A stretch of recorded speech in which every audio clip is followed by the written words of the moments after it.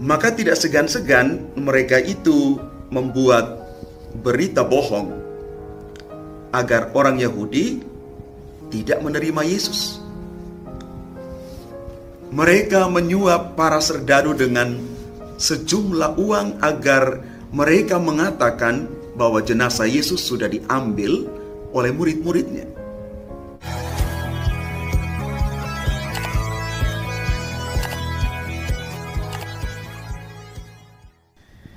Salam Bapak Ibu, Saudara dan Saudari, sahabat-sahabat garam dunia yang terkasih. Bacaan-bacaan suci yang kita baca dan renungkan hari ini, baik di dalam bacaan pertama yang diambil dari Kisah Para Rasul,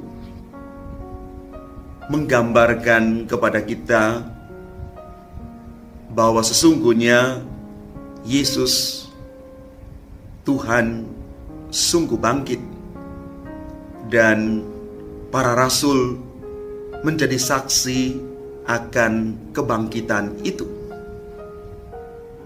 Dan di dalam bacaan Injil Matius bab 28 ayat 8 sampai dengan 15, kita merenungkan bersama warta kebangkitan Tuhan Yesus yang dikabarkan kepada para wanita yang datang mengunjungi makam Yesus.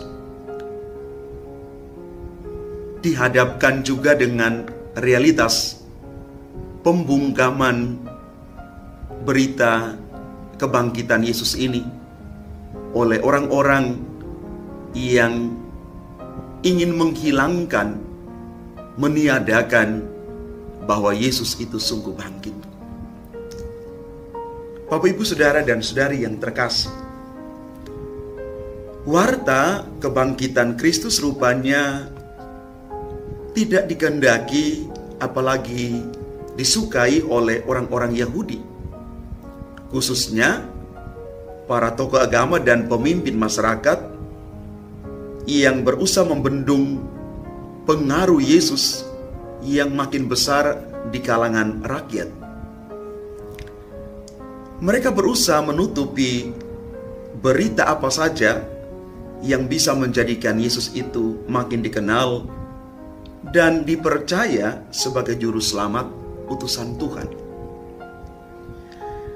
Maka tidak segan-segan mereka itu membuat berita bohong agar orang Yahudi tidak menerima Yesus. Mereka menyuap para serdadu dengan sejumlah uang agar mereka mengatakan bahwa jenazah Yesus sudah diambil oleh murid-muridnya. Dengan demikian, berita tentang Yesus yang bangkit itu bisa ditutupi dengan kabar bohong. Namun ternyata kebenaran dari Allah itu tidak bisa ditutupi oleh manusia, baik melalui para penguasa maupun dengan harta benda dalam bentuk uang. Peristiwa Yesus yang bangkit memang bukan merupakan peristiwa biasa, peristiwa eksperimental layaknya kejadian manusia belaka.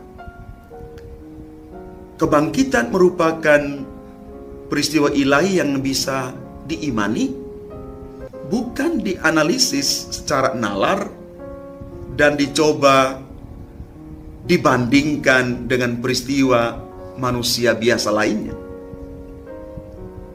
Mengapa demikian? Karena karya Allah dalam membangkitkan Yesus Kristus itu merupakan peristiwa iman yang perlu ditanggapi dan diterima dengan iman pula.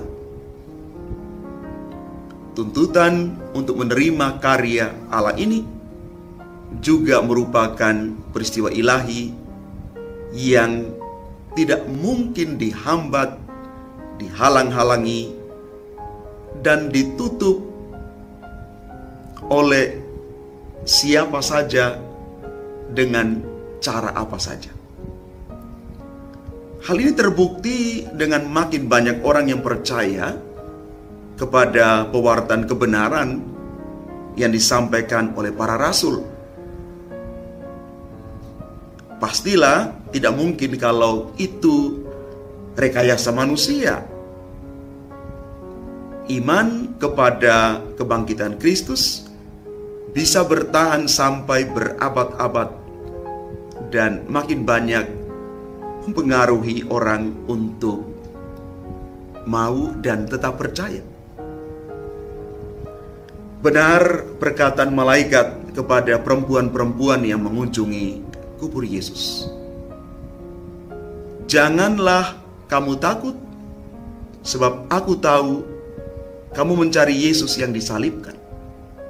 Ia tidak ada di sini, sebab ia telah bangkit seperti yang telah dikatakannya. Mari, lihatlah tempat ia dibaringkan. Makam kosong itulah yang menjadi kenyataan manusiawi yang bisa dilihat dan disaksikan. Sesudah kebangkitannya itu, Yesus kemudian beberapa kali menampakkan diri dan berjumpa dengan mereka. Mereka mendekatinya dan memeluk kakinya dan menyembahnya. Mereka dipesani untuk tidak takut dan bahkan diminta untuk menyampaikan kabar sukacita itu kepada saudara-saudara mereka sampai ke Galilea. Dan sejak saat itu, kabar sukacita tentang kebangkitan Kristus terus diwartakan ke seluruh penjuru dunia sampai hari ini. Kita semua menjadi orang beriman yang percaya kepada kebangkitan Kristus. Dan karenanya kita akan disertakan juga di dalam kemuliaan abadi di rumah Bapa. Bapak, Ibu, Saudara, dan Saudari yang terkasih, semoga kita sungguh-sungguh menjadi para pejuang kebenaran, terus mengumandangkan kebenaran iman bahwa Yesus sungguh-sungguh bangkit. Dia mengalahkan kematian.